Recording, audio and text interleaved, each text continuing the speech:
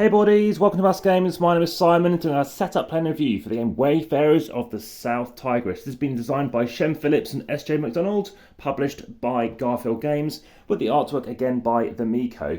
This game has pretty much just been played, an endgame state based on these where I was up to approximately, but I'm deliberately leaving some of these pieces in play just to show how it looks, but I will teach you about the game and about what you can be doing on your turn. So this is a game set in around 820 AD, in the capital city of Baghdad. We are, yes, wayfarers, we are astronomers, and we are explorers and adventurers, and we're going out and we're looking to see if we can go to various places of land, various places out at sea, see various townsfolk, and also discover the stars as well. So in this game, the aim of the game is to get the most points to satisfy the Caliph. The most points at the end of the game for the person who has that will be the winner. If it happens to be a tie, which was interesting at the point in the last game, it comes down to who has the most influence in the black region. Okay, so let's talk about what you do on your turn. So this is a worker placement game. You're going to have a set of dice. You're going to have 3 dice each. I've deliberately set this up as it is, but I will teach you how it works as a turn. And you'll have 2 dice over here. As you progress through various spaces, you can get more of them. This is a game which is triggered at the end by the time one person happens to reach one of these 5 spots. It's a 1 to 4 player game, so it is obviously 1 space left at the end, but as soon as somebody reaches the end, everyone else takes 1 more turn, including the player who triggers that.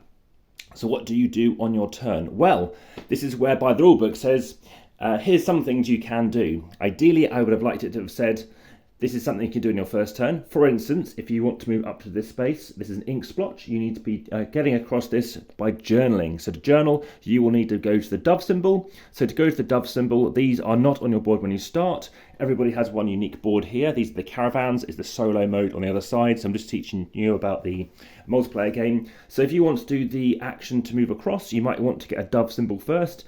But let's just say I happen to take one of my dice to do that. I need to place one of my characters on here. Everybody starts off with at the very least 3 silver and 2 provisions, but going around in clockwise order, you'll have a little bit more to start off with as well, including if you're going 3rd and 4th, you're placing out influence as well, which I'll talk to you about in a moment. So what you'll do on your turn is, let's say I want to go over here, in which case it gives me this item. I start off with a blue and a yellow worker. Greens are not there, they start off the side of the board. I'll tell you how that works in a second as well, but you'll be placing out 1 space each. And I haven't talked to you fully about the setup. So depending on the number of players, you're placing out these tiles onto these upgrade tile spaces, depending on the number of players. Everyone can only take one of them unique each. They can be flipped, but they can't be rotated, for example, like so. And if you are used to watching on the channel, you'll notice I'm using a different camera angle, just because there's a lot of stuff to show you here, so do apologise if that is a problem. And also don't want to zoom out, because again, there's a lot of detail to show you too. Okay, so you're placing out those each. We've talked about what we start off with. We've talked about how many dice you start off with. You're laying out 4 cards. And so let me say I take this action. So I place a worker of any colour, but it has to match what it is here. So either green or yellow. And I can take an upgrade tile. So I take that dove one, as I mentioned, to place on here. When I place on here, you get the bonus of whatever you cover. Now let's say it's my future turn. At the beginning of the round, I would have rolled my dice. So let's say I happen to have had, in this case, it would be a 3. Then I would take a 3, if I already had rolled a 3, and place it, let's say, on here, because this shows me that I activate a boat symbol and a pigeon symbol. Sorry if I said dove or bird. It now lets me journal. Journal allows me to now move across. So imagine I was yellow and not purple in this instance. I get 2 money. So that's how that works. In this case, I was going to show you this action because I've already got 4 of these city tags. 1, 2, 3, 4. And again, it lets me move into here, which gives me a green worker I can use if I wish to on a future turn. You can end up with 6 of these workers, you can end up with none. It doesn't necessarily matter, it gives you more actions, more options you can do. And in this instance, you get to place that influence on the blue and the yellow spaces.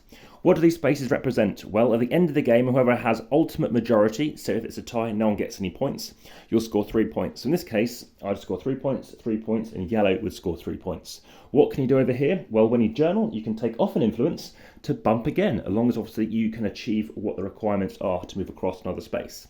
So what else can you do? Well, you can get town cards. Why do you want to get town cards? The majority of the points are if you have a big long set of each type. So there's 4 basic types of tags to go to: cities, vistas, beaches, and out open sea as well, or ports. So in this case, I've got 4, so currently I'm getting a score of 5 points. So I'm trying to get more of these cards, and you can see the distribution of where you can find them. So over here, I need to go this way to get cities. I could obviously get more of these open water ones by going out here, open sea, etc. So that's how you're getting most of the points. If you have one of each of these 4, then you're going to get 5 points at the end of the game. Over here are townsfolk cards. You can see I haven't got any in a minute, just as I shot. These MTL sleeves, by the way, so check out my sleeving playlist. So these are going to be tucked under. Again, it has to match the city that it's going to, the city tag in this case, and you'll get the benefits. So how do you get cards? Well, a bit like these other actions, you need to be going to a space. So in this case, I need to be spending a yellow or a green worker. Remember, I just picked that one. So on a future turn, I can go there. I get myself a green card, which is up here. And it also lets me modify one of my die results as well to be useful for a future turn. So that's how you get town cards. Over here, we have got water cards, which are very similar. Again, you need a blue or a green worker, and it allows you to take the card if you take the card action over here, or you can go over here and simply take the bonus at the top. So take the bonus, you're taking a worker and placing on top. To take the card, you're going here, drawing 3 cards and keeping one of them.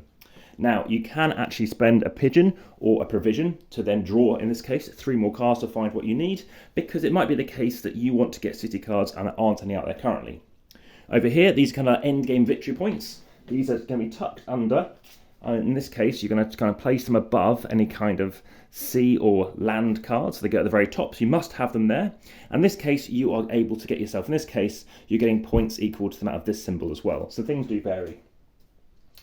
Also, you can also go and get these cards at the end. Those tuck on top of these space cards. And if you haven't got any kind of space cards out, you're going to get the benefit instead. So you're going to place a worker to get the cards. Otherwise, you're going to get yourself, in this case, 2 provisions. Now, these cards are free to achieve.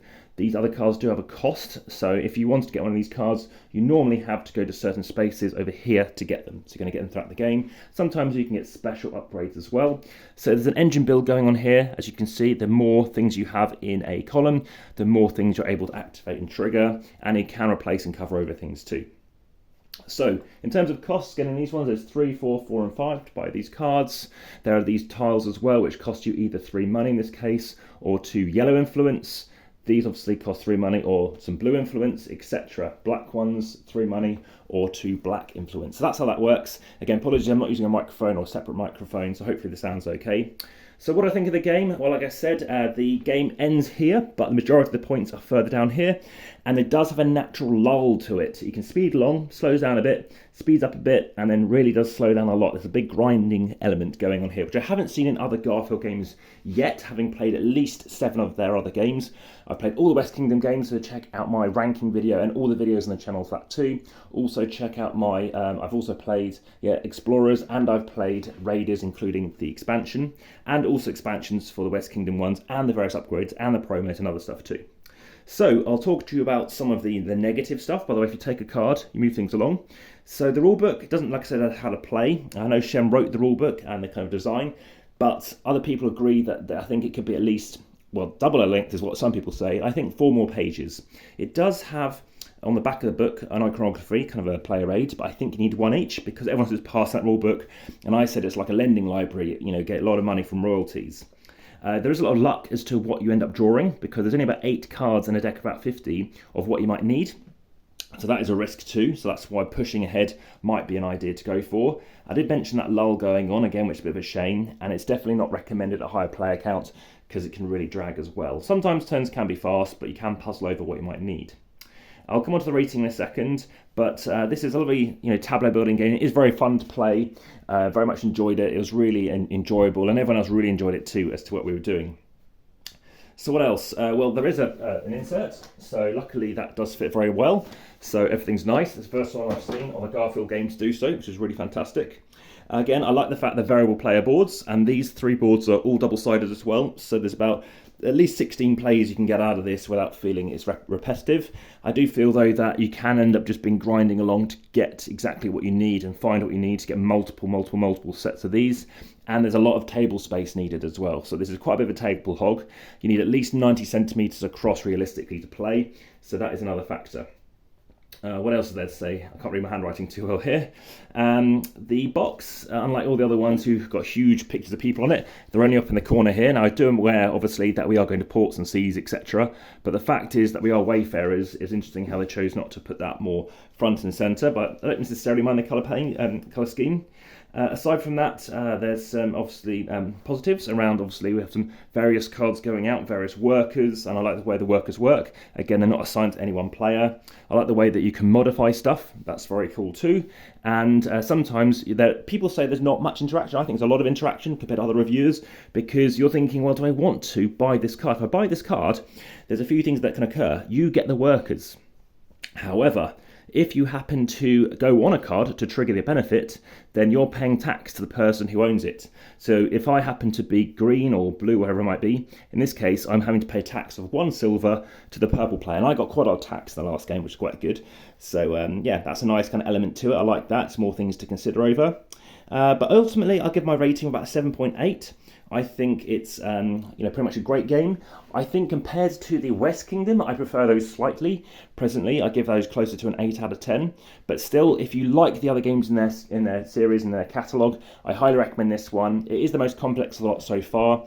A lot of thinkiness and choice going on. Again, it does have this lull, which I'm hoping we can somehow get over. But as for that rulebook, others who have played it have said, interestingly, it's the games which have the most less well-written rule books that happen to be the best games to play, or the most satisfying, I think, from how you figure out the complexity.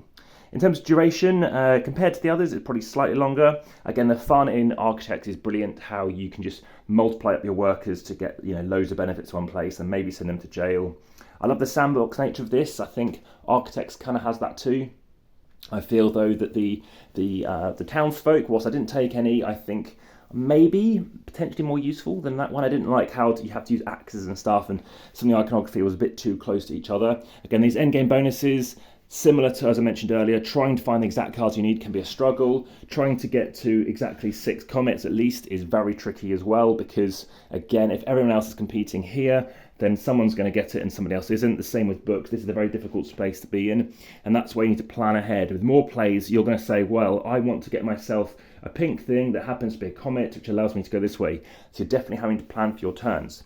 Any questions, do let me know in the comments are best on YouTube, because this does get shared. Please do like, share, subscribe, and hit the notification bell if you haven't done so already. For further games, there's going to be another Garfield games coming on the channel soon as well. There's also the dice distancing video for this. That'll be dice distancing number 95 to see how far dice roll and whether or not you're going to need a dice tray. Again, you do get more dice, as I mentioned, so things kind of speed up in some respects. But if you happen to have no dice left available, you can take them back, get any effects on the bottom of your cards which give you that, and you get to do a journal action. So subject to you having the right tags, again, you're working on those tags to do so. It does have a bit of an Arnak feel, but I do prefer this over Arnak presently. And again, if you head through to the podcast, you can listen to that via the description on YouTube. Also Facebook, John Discussion, and of course Instagram for loads of photos too, as well as on TikTok. Thanks for watching. For now, back to the table, and of course there's Patreon and Linktree, whereby there's occasional competitions, but they're time sensitive, so they do disappear.